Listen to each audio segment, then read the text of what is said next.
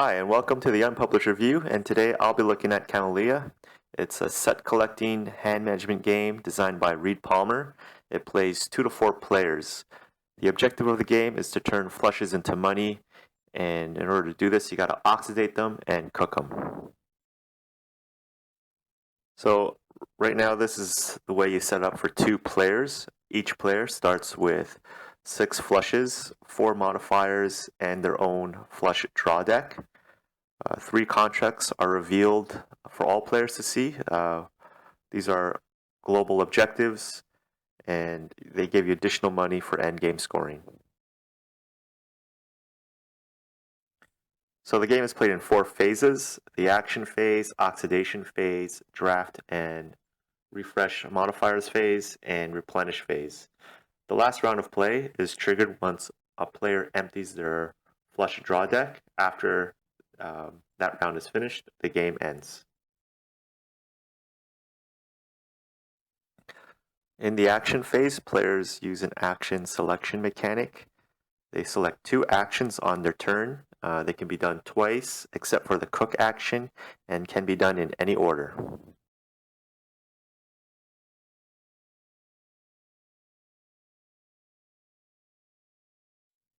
One of these actions is the add oxidation action. So what you do in this action, you just add 1 oxidation marker on the flush card.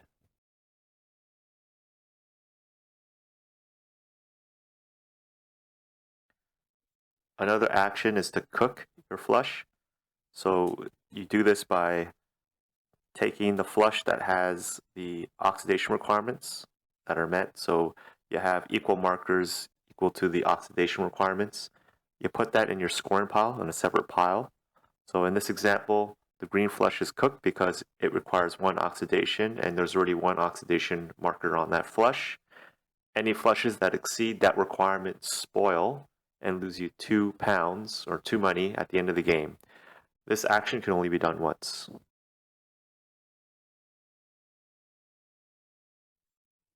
Another action is prevent oxidation. So what you do is you rotate a card, you tap a card if you're familiar with Magic, so that card doesn't gain an oxidation marker during the oxidation phase.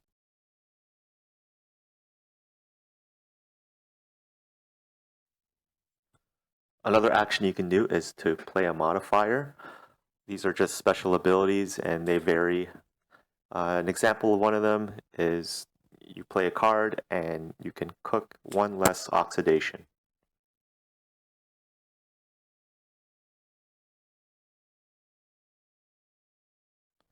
Another action you can do is to steal. So what you do is you spoil 2 flushes from your own rack. That goes in the spoil pile, and then you can take that flush. After the action phase, the oxidation phase begins. In this phase, everybody adds 1 oxidation marker on each flush in your hand that is not tapped, or where you take that action not, to prevent oxidation.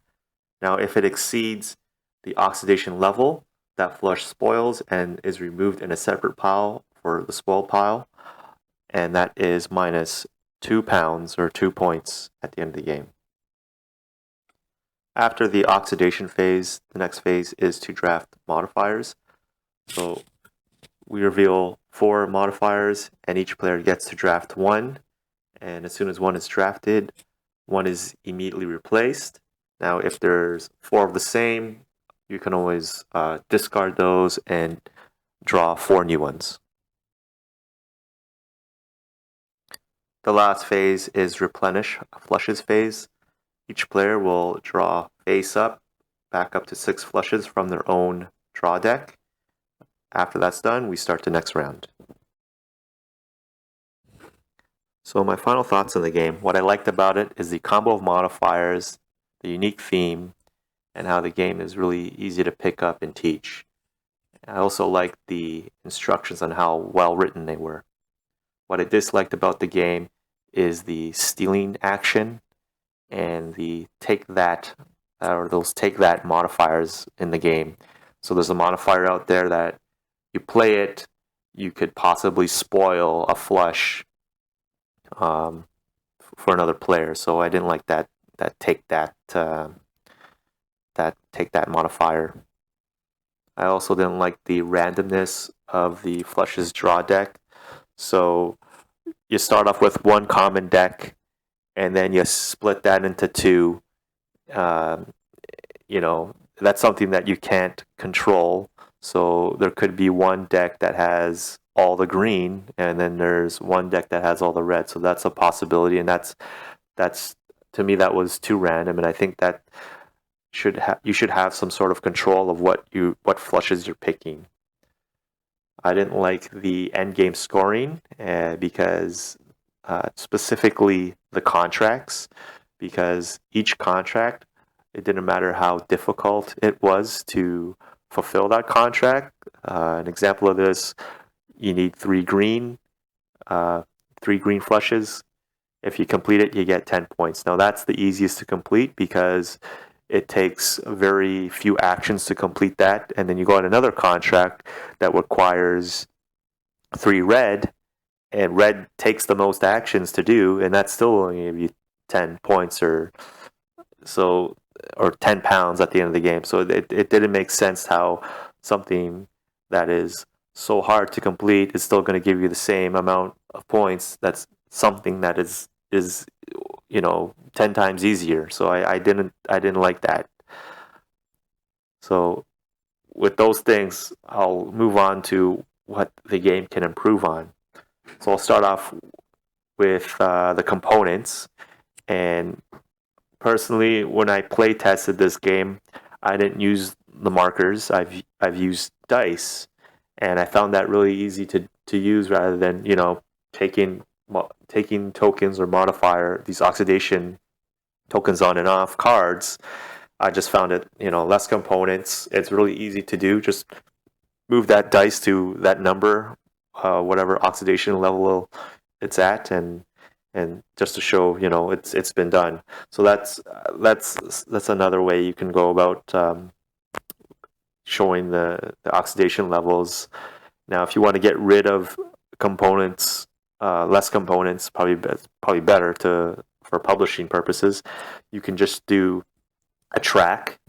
So each player would have some sort of cardstock track to show the 6 levels, and you would slide cards up and down levels to show what level of oxidation it is. So that might be easier if you were to go about self-publishing this game. Again, going back to endgame scoring when you complete contracts, I think contracts, what you could probably do is to change it up to have more player interaction. Is that these contracts can be scored during the game, and only during the game it can be scored. So you got vary amounts of contracts, and I don't like the combinations how it's always 3 flushes, and it's always going to get you X amount of points. You should have combinations of like 3, 2, 5, and so on. So there's different ranges of contracts out there that you can score. So I think the contracts, to have more player interaction, to be a race to complete these contracts, and you can I think that would definitely have more player interaction because you're watching what other people are doing, because you're trying, these can only be scored during the game. So and they can only be scored once, and once they've been scored, that it's that player's contract, and you can't complete it because it's gone, and then now there's fewer contracts to complete. So that's I guess a game that does this is Splendor, because you got those nobles and then you can also those cards that have that right combination. Once the card's taken, that's it. That's that player. So there's games that kind of do this a race to set collect. Successful games that done this. Again, Splendor. That the game that's off the top of my head that's really popular. Now, I think as for the gameplay or phases in the game, I think there's things that you can change to make it better. I would get rid of the replenish flushes phase, and I know there's a draft modifier phase. I'd put those two phases into one, and then you would only have one flushes draw deck, so that would kind of help with the randomness of the how each player has their own flush deck. This way, players, when you combine these two phases together, players now have a choice to either draft a modifier or draft a flush.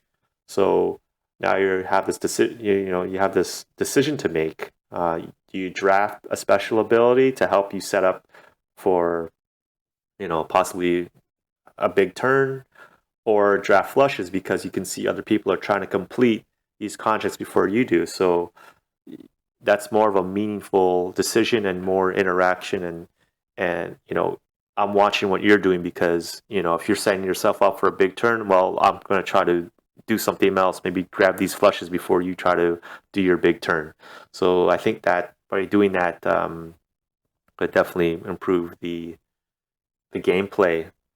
So yeah, again, just one common flush draw deck, and I would get rid of the any of those stealing the stealing action. I would get rid of that completely. And also for the modifiers, I don't think there should be a restriction on how many modifiers you get. I think you don't necessarily don't have to start with 4. You could always start with just one modifier at the beginning of the game, and it's up to that player to either draft more modifiers or not.